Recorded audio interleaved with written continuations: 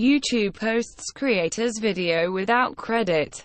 Says it forgot YouTube was criticized on Twitter after it posted a Christmas holiday video of a professional domino artist named Lily Hevish without crediting her.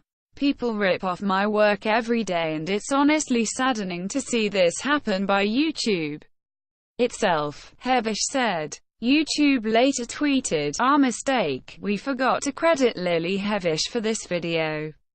Quote, "No one took pedo tweet seriously. Dismissed the suit." Musk to judge. Billionaire Elon Musk has asked a judge to dismiss a defamation lawsuit by British caver Vernon Unsworth, whom he called a pedophile on Twitter. He argued that no one could have taken his comments seriously, especially because they were made on a rough-and-tumble Twitter platform. Musk said his insults were made in the middle of a schoolyard spat on social media.